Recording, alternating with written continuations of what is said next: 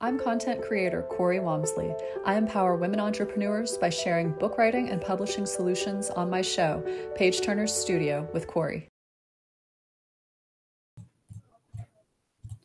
Hello and welcome to another episode of Page Turner's Studio with Cori. I'm your host, Cori Walmsley, and today we're going to be talking about how to empower others with our stories with speech-language pathologist Mai Ling Chan. I'm very excited to talk with her. We have worked on a lot of books with her, and she has tons of cool stuff to share with us. But before we get started, I wanted to share about my book, The Treasures We Seek. It just came out in the fall and it is available on Amazon and Barnes & Noble, so grab a copy.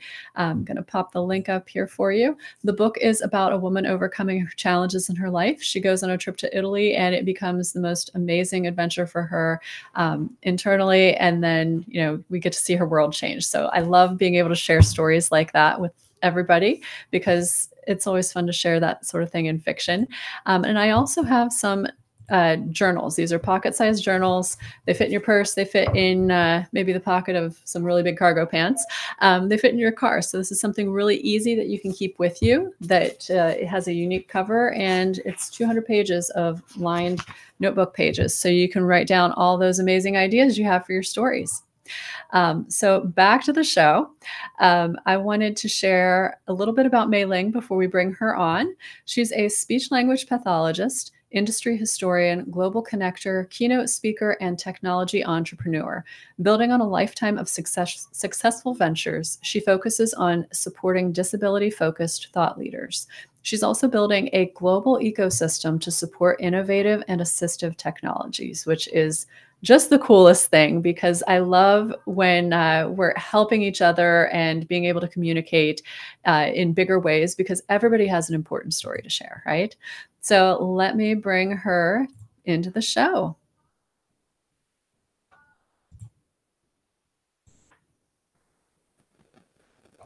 Welcome.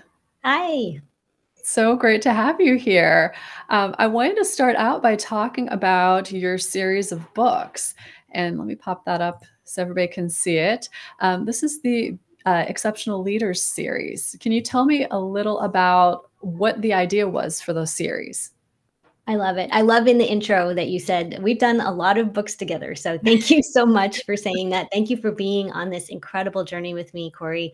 And for the people watching, just want to let you know that Cori has held my hand through all the 3 books that you see, and then now the 4th. And she's just been an amazing person on our team. So first of all, thank you, Cori.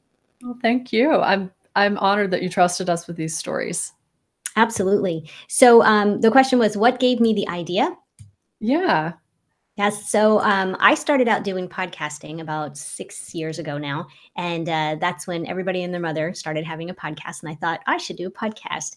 And I learned pretty quickly that back then people were really not listening to podcasts. And so I loved hearing the people's stories, but I felt like they were just kind of out there, and I didn't know really who was listening to them or who was going to get to listen to them. Yeah. And so I said to my first couple of guests that year, I said, what if we did a book together? And they were like, okay, what would that look like? And so I connected to you, and I believe it was through the amazing Dr. Shelley Hipsky. And I said, Cori, I know that you were just starting to do book publishing then. What would it look like if I brought some co-authors together? And you were like, yeah, we could do that. And I said, isn't there a word for that? And that's when you taught me the word anthology. And it's funny because I've seen this type of works out there, but I did not really have an understanding of the behind the scenes of what it takes to get, all of your authors through that whole the path, right? And so I had 43 authors that I moved through, and now I'm up to 57 is my new number. So 57 individual people who have amazing stories. Yes, it started out on the podcast, and now they live in chapters of books that people can buy and they can consume and be a part of their lives. I love that. That's 57 stories that may not have been heard at all if you hadn't pulled these together. So that's amazing work. I wanted to start by talking about this, the next book that's coming out. When this show airs at the end of January, I think we will be really close to the book being available to the world. So tell me about this one. Yep. So each one has its own focus, its own target. The first book is pretty general, becoming an exceptional leader. And we're using the word exceptional as the new word instead of using special needs or special ed. So we're moving to exceptional, and that kind of includes all of the disability spectrum. So people who need supports, and then people who are on that gifted side and still need supports too.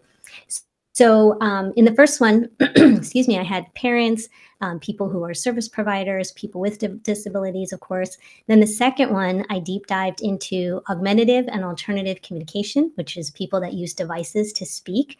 You would think of Stephen Hawking, who at the end could only use one cheek muscle to move, and that's how he was selecting his words on the screen. Then the third one was what I thought was going to be the last one. Excuse me. I thought that would be the last one. It was a focus on speech language pathologists and people who have gone beyond that clinical one-to-one interaction and service providing, and they're creating apps and they're doing documentaries and writing books. So I thought that was my last. And then I met Dr. Lily Cheng, and she is an amazing speech language pathologist. She's globally renowned for her cultural sensitivity. She was actually brought to Sesame Street as a consultant in probably like the 80s to talk about DEI, which we weren't even focusing on back then. And when I interviewed her for the podcast, she said, Mai Ling, you need to do another book. And I said, oh, thank you so much. I'm honored. I had already sent her 2 copies to thank her for being on the show. Yeah. And I said, but thank you, I'm done. And so she said, no, this is what you do. You bring people together. And she said, and this time you won't be alone because I will help you. And that was amazing, Cori. So for anyone who's watching, if you're an author, you know what it's like when you're the only one who's got all of these visions and thoughts and plans in your head. And then when somebody else comes on board and they love that project as much as you, it's magical. So Lily, Dr. Cheng, and I brought together the authors from our universe, and we were able to put together a focus on Asian Pacific Islander parents, people with disabilities, and service providers, and telling their stories of how there's an intersectionality between the Asian culture and how you deal with having a disability and getting services. Yeah, I love that. And I really enjoyed reading this book. This is one of the battles I fight as an editor. So I actually do not edit as many books now because it becomes an incredible bottleneck. But I'm reading these stories. I'm like, wow, this is so interesting. Oh yeah, I have to actually work on these stories. Yes. Because they're just so fascinating to get to see how somebody has gone through a challenge in their lives and how they've come out on the other side. And I wanted to kind of shift gears here and talk about your story in there. In your impactful page turner share, you said the priceless value of obtaining and better understanding my ADHD diagnosis has led me to share my personal story of late diagnosis as a woman of Asian heritage in my 4th book in my Exceptional Leaders book series. So tell me a little bit about that.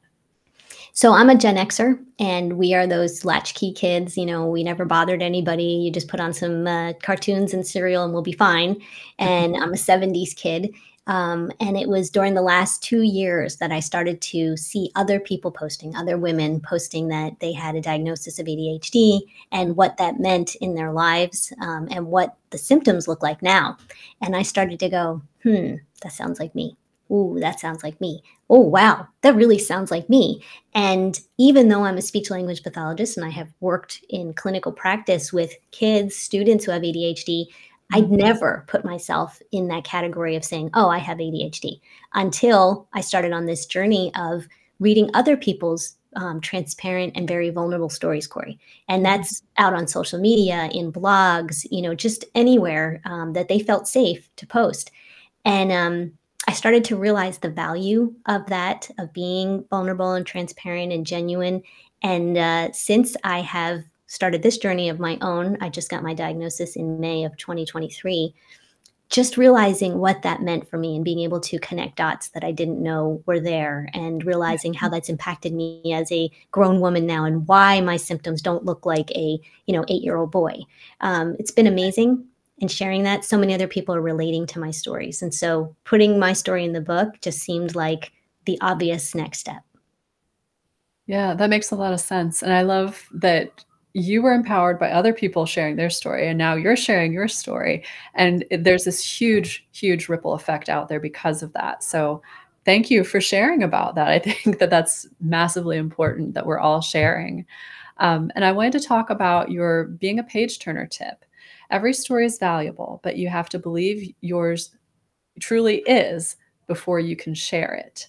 And, I think this goes back to sharing your story of diagnosis too. It's true. So I said 57 authors, Cori, and I'm telling you, almost every one of them, when I first start talking to them, they're like, what am I going to write about? And I'm like, geez, it's really more about what you're not going to write about. Like, how can we only focus on one amazing thing about your life? Yeah. And once they deep dive into that one thing, they have come back and everyone has told me how poignant and cathartic it has been to go through that process with me in the books. Yeah. I think it was really fascinating that every single person had a different story. It wasn't all the same story at all. There were different challenges. There are, obviously going to be things that people have been through that are the same, but every story ends up being different. Yep. And as you know, that's the weight and the responsibility of being the lead editor. I definitely have learned over the course of 4 books how to move people along this path. There's a rubric. I definitely have I'm very A-type, so this is what I want in your book. But I don't know what your ice cream on the floor, moment is. Only you do. And so kind of getting people through that process and pulling that out and deciding when to kill the darlings. I've learned all of these editing things from people like you. But it's hard. It's a hard responsibility to say, oh, this is really important. And this is important, but we're just not going to keep it in the final copy. Yeah. Yeah, I think that is a huge challenge when you're the lead author. Absolutely. And I wanted to share the turn of the page with Cori tip. Often what we perceive as wrong with ourselves turns out to be a clue to our superpowers. And I know I can speak to that for hours, all the stuff that I always thought, oh, this is awful. Why am I like this? What about you? Is this something you've been through too? Definitely. I always say I have lots of spinning plates. And I thought that was, jack of all trades, master of none. But I can now see retrospectively how all of that, my curiosity, my interest, my ability to deep dive and then, avert to something else, how that's really helped me to attain the accomplishments that I have and be the person that I am. Yeah.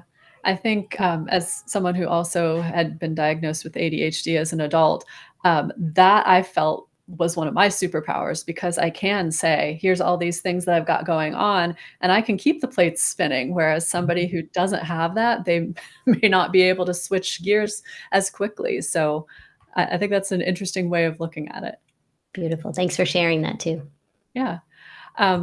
I wanted to share the make an impact tip with Cori. It's important to think about how we word things to be respectful of our audience and how they refer to different parts of their experience. And I know this is a conversation that the two of us have had several times. Is this how it's worded? Is this how that it's said?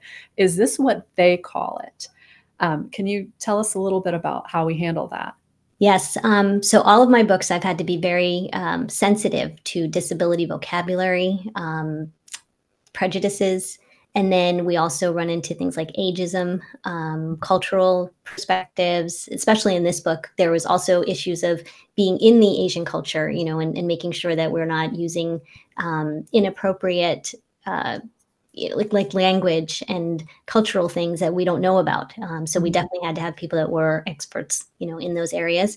But I'm a language expert, and it is so imperative that we put the time and the respect into using the right vocabulary and language. Yeah, I completely agree. And it's something that I find is really helpful to bounce off of other people too. Because there were things that like I would say, oh, maybe we could change it to this.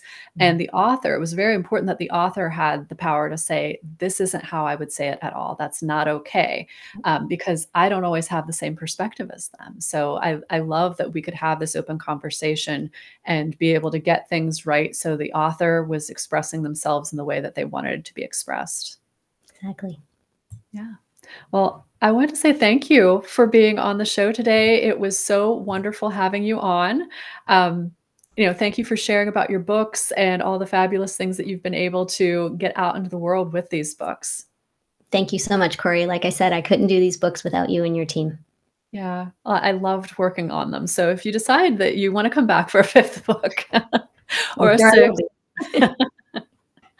Yeah, well, we're gonna say goodbye to Mei Ling. She's going back to the green room, and we will wrap up. So bye, thank you. Thanks. Well, that was another episode of Page Turner Studio with Cori. Be sure to join me again next Wednesday at 7 a.m. Pacific, 9 Central, or 10 Eastern, where we will be featuring another guest.